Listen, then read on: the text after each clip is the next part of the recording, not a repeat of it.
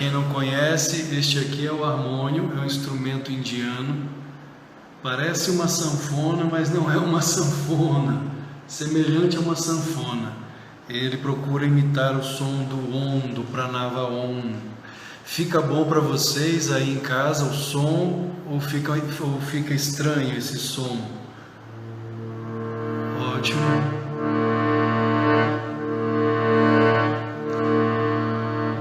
Gabriel, boa noite, Gabriel.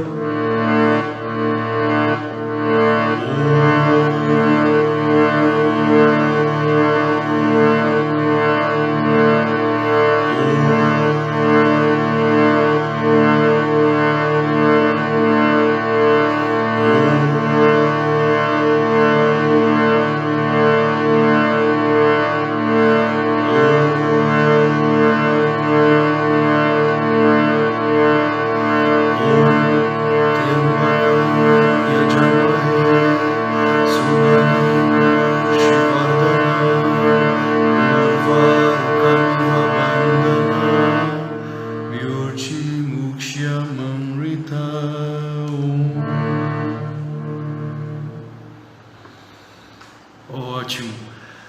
Bom, essa live, ela deveria ter ocorrido no domingo, Dia das Mães, está ocorrendo hoje.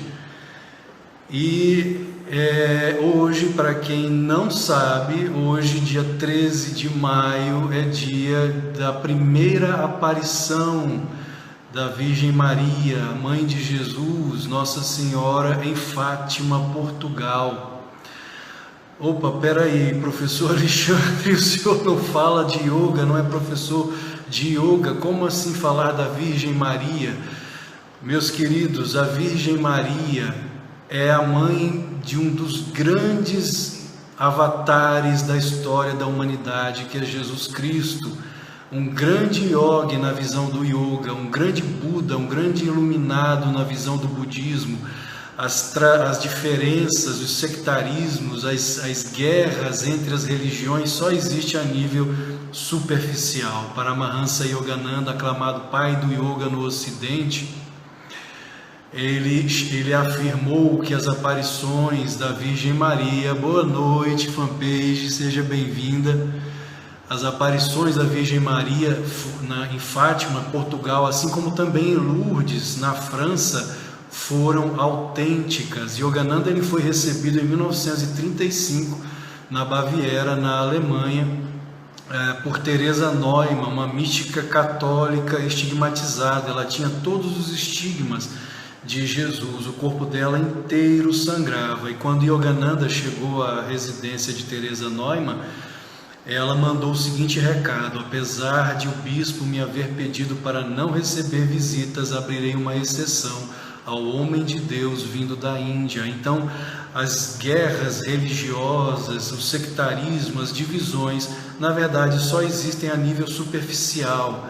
Quando os santos se encontram, como foi o caso de Yogananda com Teresa Neumann, em 1935, eles se reconhecem como amantes de Deus, não como uma mística cristã, no caso de Teresa Neumann, e um monge hindu, como Yogananda, mas como amantes de Deus. Ali não existe sectarismo, não existe diferença.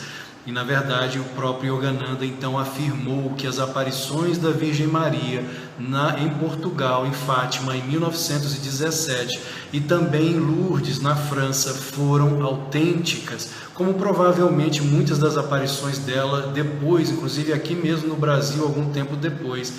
Essas aparições são consideradas autênticas não só pelos católicos, mas também por outros religiosos de outras tradições, como foi o caso de Yogananda, que é considerado, como eu já afirmei, o pai do yoga e um avatar, uma encarnação divina que esteve em pleno século XX andando ali nas ruas dos Estados Unidos falando a respeito do amor por Deus, do amor a Cristo e Krishna, unindo Oriente e Ocidente, Yoga e cristianismo, Cristo e Krishna. Inclusive esta imagem que está aqui atrás de mim, este quadro, é o diálogo de Krishna com Arjuna, o diálogo antes da batalha de Kurukshetra. Krishna é considerado um avatar da Índia.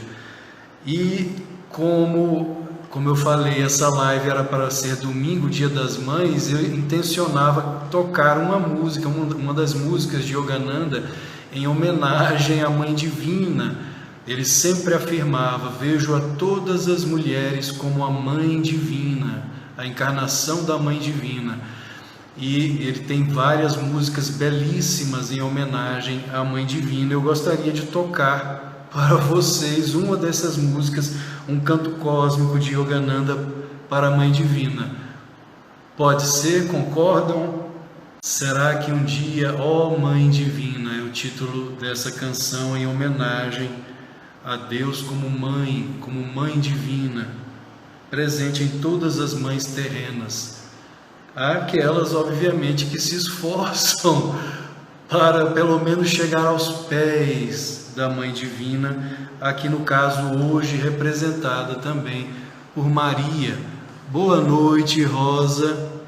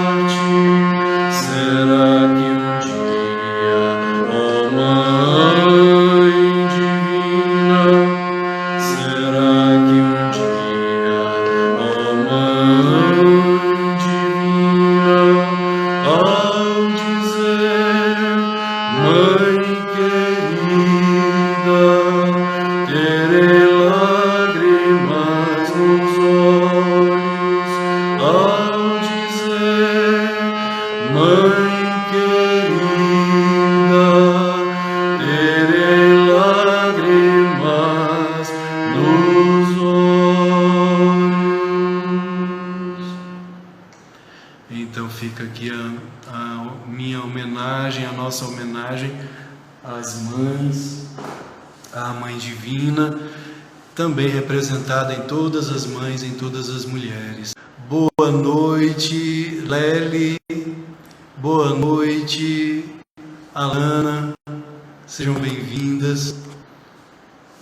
Toda homenagem à querida Mãe Divina que nos sustenta sempre. Ela é a base de tudo, como é dito no yoga, nas tradições orientais. Sem a Mãe Divina não haveriam os iluminados. Na tradição oriental, a Mãe Divina é a força. Isso não significa a Mãe Divina, as mulheres que buscam, na verdade, elas representam a Mãe Divina, mas ela está presente em todos, no homem e na mulher. É a própria Shakti, a própria energia divina, que na hora da iluminação, como é dito no yoga, a Kundalini, ela ascende pelo conduto espinhal e desperta o santo, desperta aquele que está alcançando a iluminação. Quando essa energia sobe pelo Sushumna Nadi, pelo conduto espinhal ao longo da coluna, chega até o Ajna Chakra, no ponto médio entre as sobrancelhas, desperta aqui a consciência do filho, que é o Kutastha Chaitanya. Inclusive, quando nós fazemos a analogia, esse ensinamento vem de Paramahansa Yogananda. Como eu afirmei, ele procurou unir Oriente e Ocidente, Yoga e Cristianismo. Então ele diz que quando Jesus afirmou, isso está lá na Bíblia, ninguém vai ao Pai senão por mim, fisiologicamente falando, o filho está aqui, no ponto médio entre as sobrancelhas. Então, quando a energia da mãe, que está adormecida, e a energia mais poderosa que temos dentro de nós, na cristandade, a energia da mãe é chamada de Espírito Santo. Então, quando se fala em Espírito Santo, na verdade é uma energia feminina, entre aspas. Ela desperta a consciência do filho e automaticamente a consciência do pai, que também estão adormecidos. Aí ocorre a iluminação.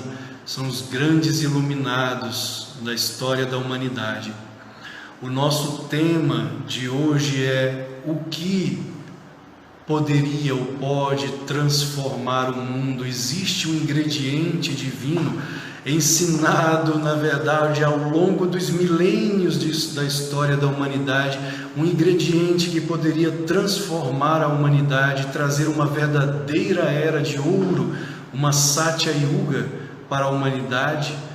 Todos nós sabemos a resposta, todos nós sabemos que sim. O exemplo de vida desses grandes iluminados na Índia, há milênios, 8.000 anos atrás, o Senhor Rama, 5.000 anos atrás, Krishna, 2.600 anos atrás, Buda, Siddhartha Gautama, o Senhor Buda, 2.000 anos, Jesus Cristo, antes de Jesus, Adi Shankaracharya, o fundador da Ordem dos Swamis. São tantos e tantos antes de Jesus, depois de Jesus, em pleno século XX, como afirmei Paramahansa Yogananda, Teresa Neumann, Teresa de Ávila, doutora da Igreja, São Francisco de Assis, tantos e tantos em tantas diferentes tradições religiosas nos ensinaram esse ingrediente, trouxeram esse ingrediente divino que seria capaz de libertar a humanidade, trazer uma verdadeira era de paz e uma era de ouro à humanidade. Mas a humanidade teima. A humanidade está o tempo inteiro teimando em seguir os ensinamentos, aquilo que no yoga chamamos de Dharma. Dharma quer dizer virtude, e nós somos muito mais levados ao adharma, a significa não virtude, não dharma, do que ao dharma, aos preceitos morais e espirituais presentes em todas as tradições. Yamas e niyamas, por exemplo, que está no yoga, faz parte do Yoga Sutras de Patanjali, está lá nas leis mosaicas, na lei mosaica, na Torá. Os 10 mandamentos de Moisés estão em yamas e niyamas do yoga, estão nos preceitos budistas, nos sutras budistas, estão também no judaísmo, no sufismo, em todas as tradições, o Dharma sagrado. E esse ingrediente divino, como ensinado de forma muito autêntica por São Francisco de Assis. São Francisco é tido como um avatar do amor divino, assim como Krishna também. Os grandes Bhaktas, eles nos ensinaram esse ingrediente. Que ingrediente é esse? É aquilo que Buda chamou de Karuna. O que é Karuna? Karuna é compaixão. É a capacidade de nos colocarmos no lugar do outro, de sentirmos o outro. É amor profundo. Não só de forma egoísta, não por nós, apenas por nós, mas como Sri Dayamata, sucessora de Paramahansa Yogananda, afirmava muito, Parem com o eu. Falem tu, meu irmão, minha irmã, como o próprio Francisco de Assis. A compaixão de Francisco e a percepção dele, ecumênica, eclética, panenteísta, fazia com que Francisco percebesse a irmandade em tudo, até nos elementos. Irmão Sol, Irmã Lua, Irmão Fogo, Irmã Água. Isso é compaixão, muito mais do que uma compaixão meramente de quem diz eu te amo, mas ele sentia essa conexão que no yoga nós chamamos de samadhi. Essa percepção tão profunda, como Yogananda dizia, que a consciência se expande e o yogi, o iluminado, não só o yogi, mas o santo de qualquer uma dessas tradições, percebe que ele não é o corpo, como cantava Adi Shankaracharya, o fundador da Ordem dos Swamis. Não sou o corpo, nem a mente, nem os sentidos, sou consciência plena e infinita, existo em cada átomo da manifestação cósmica, em cada átomo de vida. Então a minha compaixão e o meu amor se expande por toda a vida. Mas nós temos confundido a palavra amor. Trocamos o amor não pelo Dharma, que são as virtudes, e sim pelo Adharma. Isso tem ocorrido quando nos dividimos, quando nos entrincheiramos, quando nos colocamos de um lado e do outro, defendendo ideias diferentes que não coadunam uma com a outra, e muitas vezes defendendo o quê? O contrário, a antítese do amor, porque o amor é pureza. Quando, por exemplo, violamos a inocência e a pureza de uma criança, isso não pode ser considerado jamais amor. Isso é um crime contra a inocência, contra a pureza. Quando, por exemplo, falamos que bandido bom é bandido morto, ou quando falamos que o bandido é vítima da sociedade, as duas formas estão erradas. Bandido bom não é bandido morto. Bandido bom é aquele que se transforma, que tem a oportunidade de se transformar em alguém melhor. E também não é vítima da sociedade, não. O bandido, aquele que enveredou para o crime, é alguém que tem problema consigo mesmo e para com o outro. Se ser bandido fosse uma condição inerente à pobreza, então não poderíamos entrar em uma favela. No entanto, na favela as favelas estão cheias de pessoas trabalhadoras e honestas. O bandido bom não é o bandido morto, é aquele que pode, por meio do trabalho, da própria sociedade, se transformar internamente em uma pessoa melhor. Mas ele também não é vítima da sociedade, ele é vítima dele mesmo, de seus próprios pensamentos, de seu próprio caráter, de seu mau caráter, que o leva para o erro. Existe uma música, uma canção da infância que eu gosto muito. O meu chapéu tem 3 pontas. Isso me lembra quando alguém afirma, por exemplo, que existe uma lógica no assalto. Não existe lógica no assalto, porque o assalto é violência contra outro, é tirar do outro aquilo que não é seu. E quando você tira do outro aquilo que não te pertence, que não é seu, você está cometendo um ato de violência para com o outro.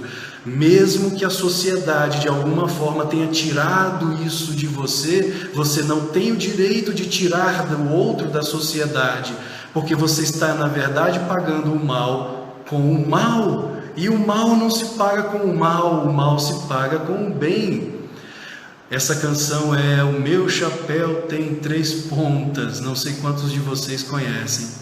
O meu chapéu tem 3 pontas, tem 3 pontas o meu chapéu.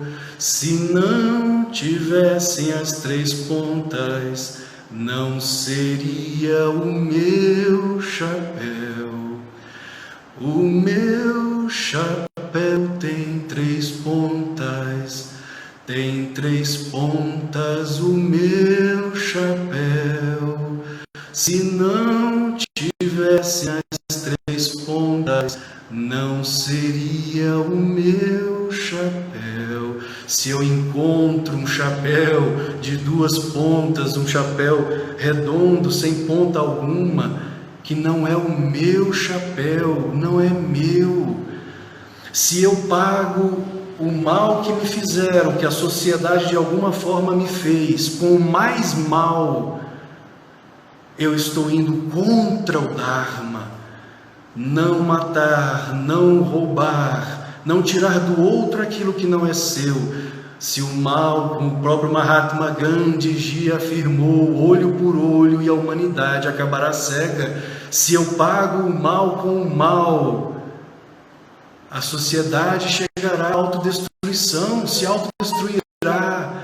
Então amor que é esse ingrediente, essa compaixão karuna, capazes de libertar o mundo e trazer uma verdadeira era de paz, uma era de ouro à humanidade, não é seguir a lei do caos, não é seguir as leis contrárias à lei divina, as leis divinas, vilipendiar as leis sagradas. O universo só existe porque ele é movimentado por leis, a lei da gravidade, a lei do eletromagnetismo, as leis do universo quântico, a lei forte, a forte e a força fraca.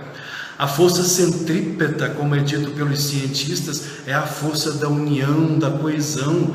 Mas quando colocamos brancos e negros uns contra os outros, héteros e homossexuais uns contra os outros, homens e mulheres uns contra os outros, nós estamos promovendo não a lei do amor, não a lei centrípeta, a força centrípeta da união, mas da divisão, entrincheirando, dividindo. Isso é Maya, como é dito no yoga, Satã, como é dito no cristianismo, Mara, como é dito no budismo. Deus é unidade, Deus é amor, Deus é compaixão, é compreensão, é união. Então, se há uma dívida histórica para com os negros, para quem crer na ideia da reencarnação, eu creio na reencarnação, pois sou um praticante do yoga, e o yoga fala a respeito da reencarnação. Uma dívida kármica, uma dívida histórica cai por terra. Por quê? Porque se o Alexandre hoje é considerado branco, se hoje eu sou considerado branco, hoje, em uma encarnação passada, eu posso ter sido negro e escravo. Por que não? Posso ter sido em uma vida passada negro e escravo, e hoje alguém que é negro, de pele negra, pode ter sido em uma outra vida branco, senhor de escravos, e hoje é negro e pode ter sido branco numa outra vida. Então, essa história de dívida histórica, a quem cabe? Se eu vou pagar para mim mesmo numa outra encarnação, quando fui negro, e hoje sou branco, a quem eu devo pagar hoje? Então, dentro da lei da reencarnação e da lei kármica, deixemos neste caso que Deus cuide disso, se é que cremos na lei divina, na justiça divina, porque quando os homens fazem a justiça com suas próprias mãos, muitas vezes cometem erros. Isso não quer dizer que o assaltante e o assassino não devam estar presos, sim, devem, porque senão eles continuarão cometendo crimes, gerando karma para a sociedade e para eles mesmos. Na verdade, a prisão de um assassino é uma bênção para ele, porque ele ali preso não poderá mais continuar gerando karma contra ele mesmo. E isso, de certa forma, é amor. Quando a mãe precisa educar os seus filhos, ela não pode sempre passar a mão sobre a cabecinha da criança, falando para ele, sendo sempre indulgente para com o erro da criança. Meu filho, sim, continue quebrando as louças de casa, a mamãe compra mais. Sim, continue quebrando tudo dentro de casa, a mamãe resolve tudo, filhinho. Não, a mãe tem que saber educar, e às vezes uma boa palmada com amor, não com raiva, não com ódio no coração, é necessário. O amor não é frágil, nem São Francisco de Assis ensinou que o amor era frágil, pelo contrário, até Francisco de Assis, o poverelo, o pobrezinho de Assis, Em certos momentos que era necessário, ele teve que ser forte para com os seus discípulos quando erravam. Certa vez Francisco retornou de uma viagem longa e ele sempre naquele desejo da irmã pobreza, da dama pobreza, querendo manter os seus discípulos na pobreza, no desapego às coisas materiais. Francisco chega a Assis e o seu discípulo Elias havia construído uma bela igreja. Francisco não teve dúvida, subiu ao telhado e começou a jogar longe as telhas. Francisco estava irado, cheio de ódio em seu coração? Não, mas ele precisou ser naquele momento firme para com o erro, como Jesus foi firme quando entrou no templo e virou as mesas dos cambistas e rodopiou um chicote no ar. Isso não significa ódio no coração, mas firmeza como a mãe que precisa muitas vezes utilizar de sua sabedoria mesclada com o amor divino de mãe para educar o seu filho. Porque quando somos somente indulgentes para com o erro, então criamos monstrinhos do lar e não crianças capazes de crescer na sabedoria e no verdadeiro amor, para serem adultos de nobreza, homens e mulheres de Deus, do espírito, da sabedoria e do verdadeiro amor.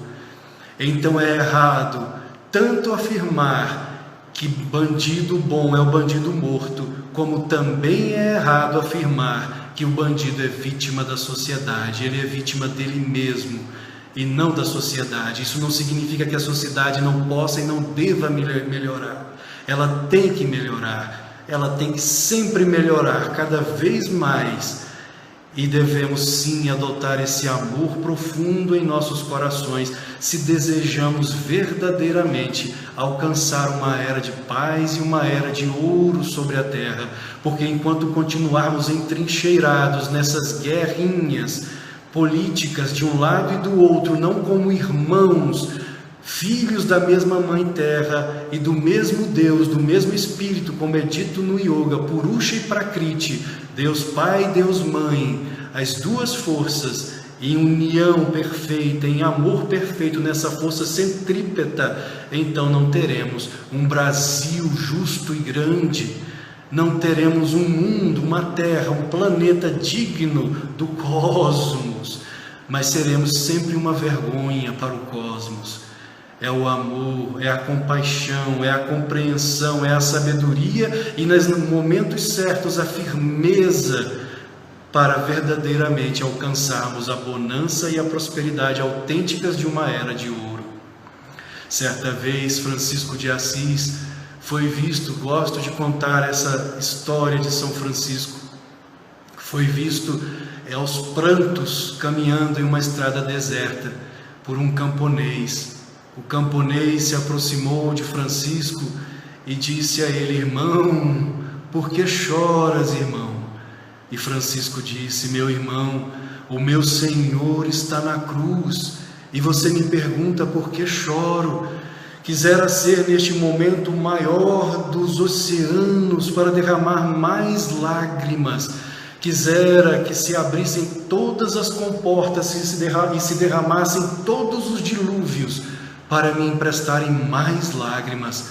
Ainda que se juntassem todos os mares da terra, não haveriam lágrimas suficientes para chorar a dor e o amor de meu Senhor crucificado. Quisera ter asas invencíveis como de uma águia, para voar alto sobre as montanhas e gritar sobre as cidades: o amor não é amado, o amor não é amado. Como é que os homens podem amar uns aos outros se não amam? O amor é o amor que deve ser amado, e o amor não é a indulgência ao erro. O amor é a compreensão e a percepção de que existe algo mais, de que não somos o corpo, como cantava Adi Shankaracharya. Nascimento, nem morte, nem casta eu tenho, pai e mãe não tenho também. Eu sou Ele, intelecto, nem mente, nem ego, nem tita, céu, nem terra, nem metais eu sou. Eu sou Ele, eu sou felicidade infinita. Então, enquanto levarmos o amor apenas para o soma, para o corpo, para a matéria, para o materialismo dialético, não teremos verdadeira paz. Paramahansa Yogananda deixou claro, como lemos no Romance com Deus, página 66, nenhuma ideologia nascida sem Deus trará paz à terra. Nenhuma ideologia nascida sem Deus trará paz à terra.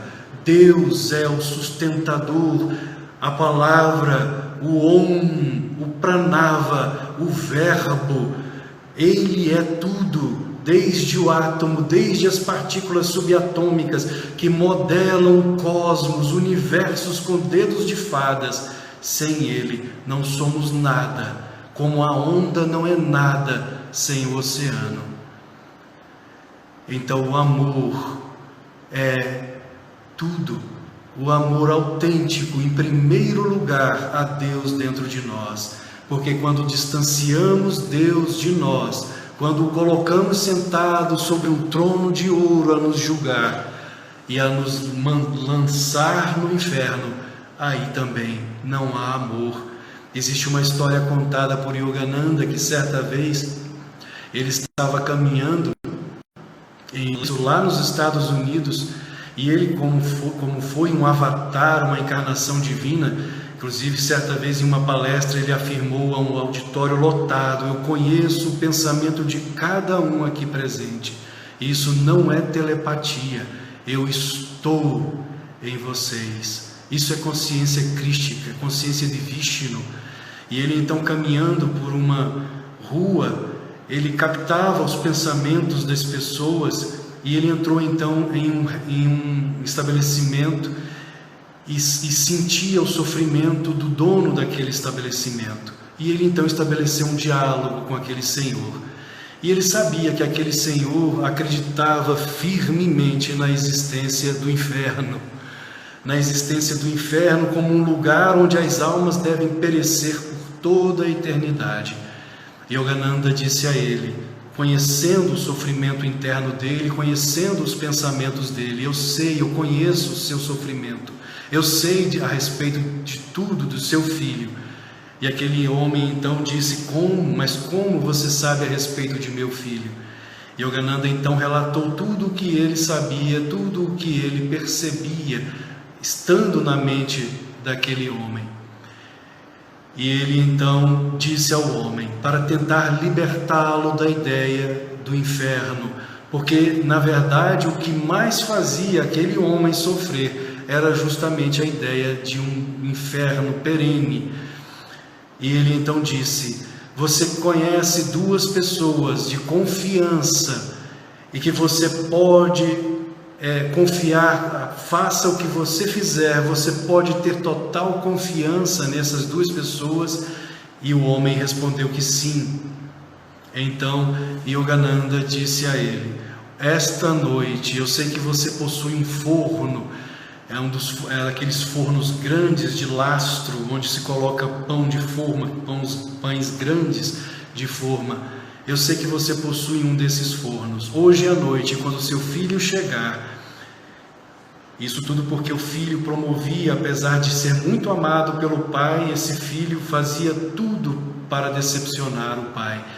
E ele disse então: quando seu filho chegar esta noite, cansado, muito cansado, chame os seus amigos. Quando ele estiver exausto, amordace-o, amarre suas mãos e seus pés. Aqueça o forno no máximo e lance o seu filho dentro do forno quente. Assassino, louco! Como um pai, pode fazer isso com o próprio filho?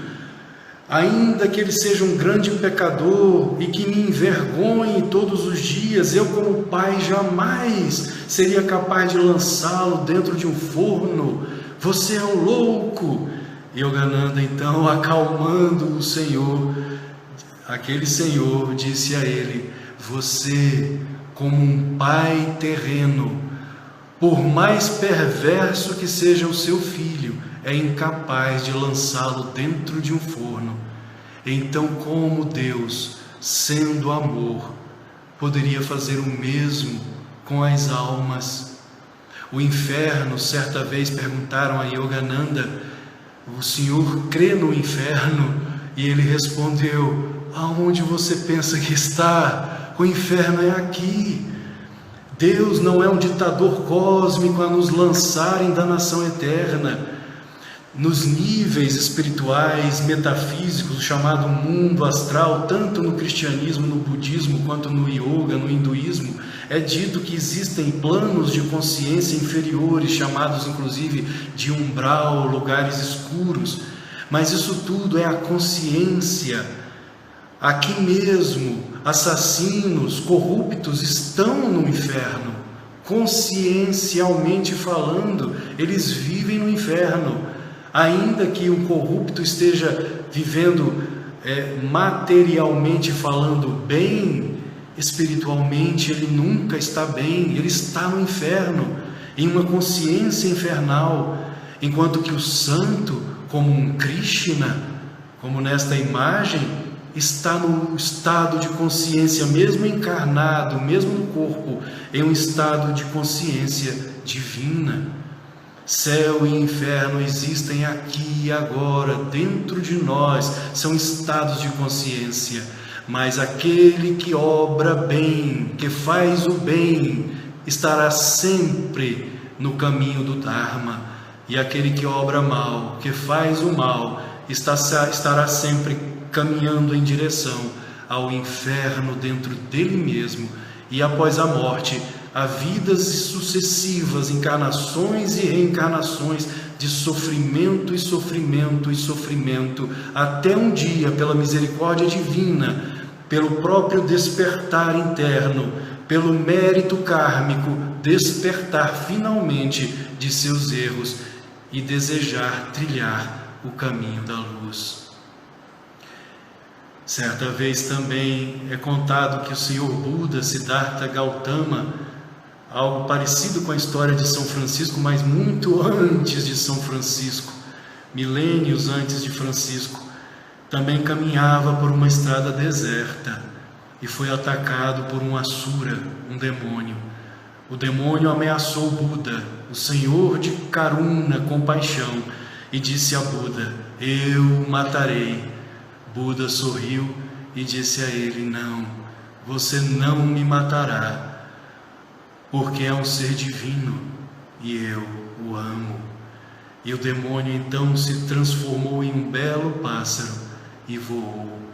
O que falta à humanidade hoje, o grande ingrediente divino ensinado por todos os iluminados em todos os tempos, em todas as tradições, é o amor. O amor a Deus em primeiro lugar, amar a Deus sobre todas as coisas, como afirma a Bíblia e afirmam todos os textos sagrados, os shastras indianos e todos os textos de todas as tradições. Amar a Deus em primeiro lugar, sabendo que Ele está dentro de você e ao próximo, como a ti mesmo. Esse é o ingrediente divino único capaz de transformar o mundo e trazer uma autêntica era de ouro para a humanidade.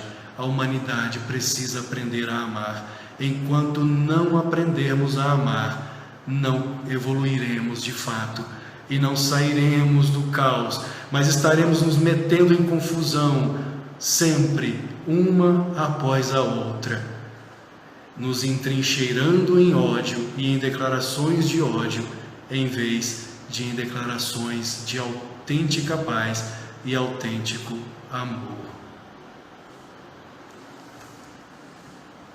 Agradeço a presença de todos, é uma alegria divina estar com todos aqui. Namastê, uma ótima noite. Uma ótima noite a todos. Namastê, paz e bem.